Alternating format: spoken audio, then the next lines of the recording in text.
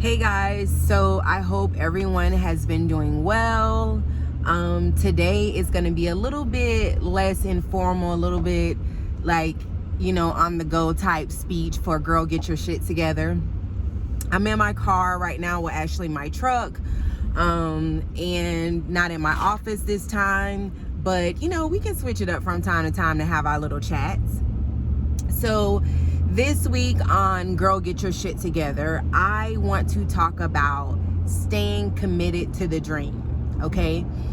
And the reason why I wanted to talk to you guys about that, because that's something that I'm having to preach and coach myself and motivate myself with lately. The past 2 months, I have been extremely booked and busy. I am not complaining about it whatsoever, but the hard part is trying to balance my personal life, trying to do things with friends, trying to make certain events, also trying to stay committed to clients that I have, as well as progressing my own personal business. So y'all, I've been struggling, but I've been getting shit done. I've been struggling more so on my personal, because I always put others before me. I always put my clients before me. So I make sure I try to have the majority of their stuff done prior to getting my stuff done. There are times where I have to just stop and be like, let me get this done for me. But most times it's pretty much my clients first. As some of you guys know, I've been a business consultant for about 6 years now, since I quit my job, and everything that I've learned over the years of running stores and being in different retailers of different volumes and capacities, I basically take that same knowledge and help others with their small businesses. That is what I do in a nutshell. But besides that, you guys know I also have 3 businesses of my own. I started my first business in 2012, quit my job, didn't work out, it didn't last 7 months, got a job, went back to working, saved up, quit my job again in 2016, and here I am still being an entrepreneur. I'm still going. I haven't went back, I haven't looked back, don't plan to go back. But along my journey, I have this ultimate dream, as every entrepreneur has this ultimate dream that they want to get to. And I think that oftentimes, even if you're not an entrepreneur, even if you're just a person in general that has a regular job or a 9 to 5, it's okay. You all have dreams, you all have things that you're trying to accomplish. So you can take something out of this as well. But along that journey of us going into or trying to get to that dream, we oftentimes neglect the thought of there's levels to it. There are things that you have to accomplish along the way. We are always or programmed or positioned, especially as an entrepreneur, to keep your eye on the prize, know your why, and sometimes what people don't tell you is that there is a lot more to it than that.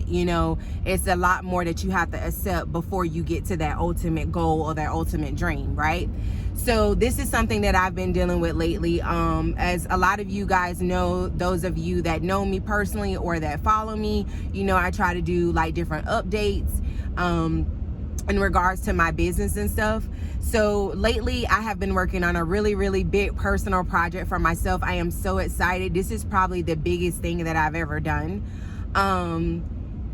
besides just quitting my job.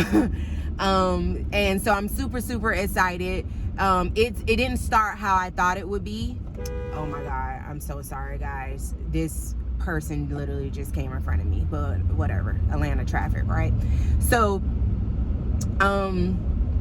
I have been personally working on this project of mine for my business. Your girl is getting a store, but not your modern concept of a store. But I can't take it too much right now. But your girl has been booked and busy and busy, and I've been successful in certain areas in my life, and with my clients, I have helped grow them, and with that comes more time to spending with them. And I know some of you are probably like, well, if you're getting ready to do this thing, like if you're getting ready to do your thing and you're leveling up, why are you helping other people? You know, that could be a good question to ask, you know. But one thing about me and one thing about being an entrepreneur, and this is just coming from experience, if you are blessed, if you have talents, if you have abilities, if you have L's that you've taken, you can teach somebody something. And along the way, I feel like the ultimate test from God is to see who you help along the way. That's how he blesses you, by feeding his sheep. He wants you to feed his sheep while you're on the way to your goal. He tests you by that. So it's like, just because, you know, you are not like where you need to be doesn't mean that you can't teach. You know, there are some people that are looking up to you. There are people that have not taken the L's, or that are approaching the L's, or may be in that L right now that you've already taken, that you can help them through, or you can help them basically bypass it, like skip over it, like, you know, not even take that L. And that's where it comes in, where you helping feed God's sheep, you know. So I feel like as I grow, as I go on this journey of entrepreneurship, and as I excel at entrepreneurship until I get where I want to be, I really truly feel in my heart that God wants me to help. He wants me to help. He wants me to help other people build their businesses and stuff with the knowledge and the talents and the gifts that I have, until he gives me what he wants to give me. Because what he's going to give me is so big. It's so big. It's going to blow a lot of people's mind. And a lot of people don't think that I'm going to be able to do what I do and do what I'm going to have coming. But you know what? That's the beauty of it. That's the beauty of it. He wants people to not see you. He wants people to not expect what he has to come, because it's so big. But until then, he tests you. He tests you by seeing what are you going to do for others, how you're going to help others. Like, once you get to a certain point, it's not when you get to that destination. When you get to a certain point of success, of even if it's a small success, you can help somebody. He's testing you. So whenever you can, always help people, you know, even when you feel like you need help yourself. There's somebody else that was at the level that you're at or below you that still needs help. So you can always be help to people. So that's why I continue to do my business consult work. It makes me also feel really, really good to help people. I know how it feels as an entrepreneur of trying to figure everything out. And if I wasn't as blessed as I am, and if God hadn't made me who I am and this weird special person, I know that I would not be as far as I am today. Because a lot of you guys know I didn't start with a lot of money. I had a little savings. I didn't start with a lot of money. So for me to be able to come here and be able to talk to you guys, and you know, I think about in 2019 how I pretty much literally was in debt. I was in a lot of debt. I was fighting for my health, my life, and gave up on everything. And to be able to have this conversation with you guys from 2019 to 2022 it's been amazing. It's been amazing. But I've been tested, and I realized that I was just getting tested. God was just trying to see if I was going to stay committed. And that's what I'm trying to tell you guys. You got to stay committed, because when you get the thing that you really, really want, it's not gonna look like what you think is gonna look like or feel like, you know. And sometimes you also have to be okay with plan A, B, C, D, E, and F, because that's what happened at times. There are different plans along the way. Don't be so focused on plan A that you don't find joy in plan C, D, E, F, G, or whatever, you know. Like, find joy in the steps that you're taking along the way, and the small accomplishments that you're taking along the way. So I said that to say this. I have, as a lot of you guys know, I have been trying to find a place. There are 3 places in Atlanta that I really, really wanted to be at, 3 very prime locations. Yes, I could go other places, but I wanted these 3 places. I get what I want. And if I can't just get it, I will work even harder to get what I want. So there's 3 locations in Atlanta that I really, really wanted. That didn't work out for me, all 3 of them. One location didn't work out for me because whenever you go look at buildings and you talk to different builders and stuff about certain things, there are certain concept approvals and promissory agreements and stuff that you have to agree to, or you have to be able to get through the concept approval process in order for them to consider you excuse me, in order for them to consider you to get in the building, or approved to be a part of, you know, their building or their plaza or whatever. So I was going through concept approvals and stuff, and one of the questions on the concept approval was prior brick and mortars. That was one of the things that you had to have in order to be able to be accepted in this location. You had to have prior brick and mortar experience. Now, do I have brick and mortar experience in general as a retail store manager? Yes, of several stores. However, I do not have I do not have brick and mortar experience as far as my brand. I've only done e-commerce online and also pop-up shops. I've rented places for 2 or 3 months to do temporary pop-up shops, but I have not, you know, I have not had a previous existing brick and mortar, nor do I currently have one. So that was a no-no for this area that I'm trying to get into. So it's cool, you know, different approvals, different things that are going to be required of you, you know. Cool. So I took 1L there, right? So the second place I really like. The problem with that place is it was the only one left in the building. Of course, I can get other places that's in the building when other people that are not occupying the spaces leases are up, but that could be some time, you know. So I found a place that happened to be in their lease, you know. I wanted to get in there, but there was some things that the builder required in order for me to move in. So it was like a minimum of cosmetic work that needed to be done. And I just wasn't in agreement with the numbers. My concept and things that I had to do didn't require what he wanted. But sometimes when you're leasing buildings from people, they want you to come in with a minimum of some type of retrofitting or customizations done to the building in order to help them out as well. And they want a minimum spent in order to do certain things before they will approve you. You have to agree to those things. Well, to make a long story short, I didn't agree to spending that amount of money. I just thought that, you know, if I was planning on being there longer, I would invest the money. But I was like, why would I spend the majority of my capital helping you build your building up when obviously you don't have the money? If you had the money, you would make your building better yourself. Why are you using me to build your better? But, you know, I know people can agree to disagree. There's a fit for him. I'm just not that fit. I mean, I'm not saying he's doing anything wrong, but I'm just not the fit for him for that space. Now, every space is not going to be like that, but I'm just not the fit for that space, okay? So the third place that I really wanted to get into has a long list, like almost a 2-year wait list. I tried to pull some strings. I tried to throw in some extra money, but you know, other people got extra money too, so that didn't work. Like, they just was like, yeah, nice offer, but you have to be on the list. There are other people that basically have tried to do the same thing that I've done, so that was like another L, right? So 3 prime locations, was not able to get it. It really sucked. It really sucked because I spent so much time doing concepts and different approvals for different buildings. But you know what? A delay is not a denial.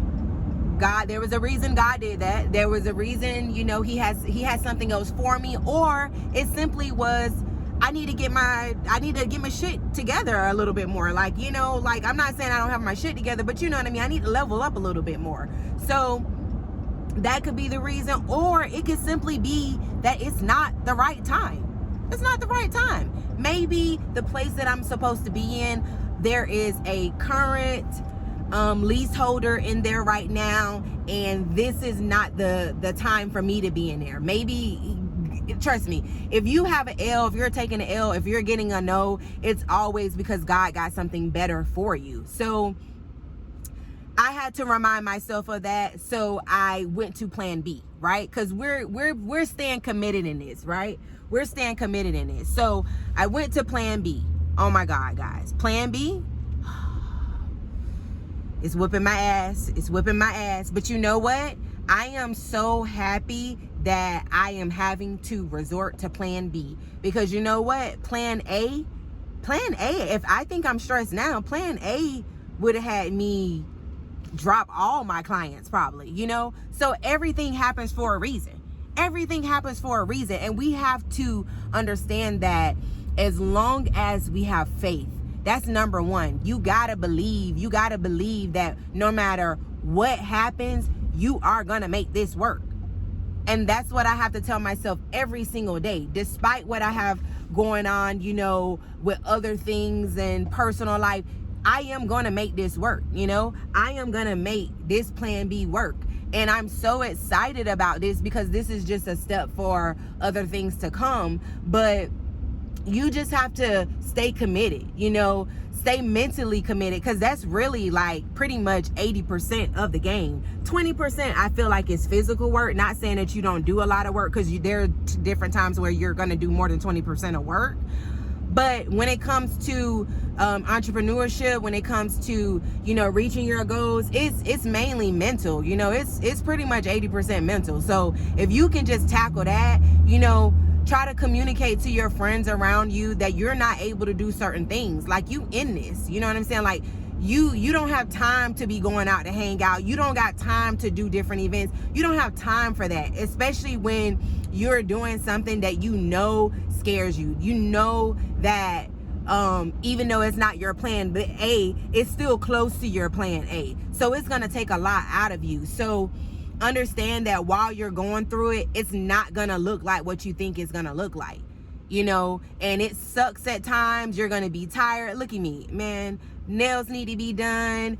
Hair got a little bandana on it. I got to take my braids out. But you know what? I'm still cute a little bit, you know, but I got to do what I got to do because I know that I'm working on something big. And at the same time, I am still not neglecting the sheep. You know, don't neglect others around you. Don't neglect anything that you have told other people to do, because I'm telling you, it's a test.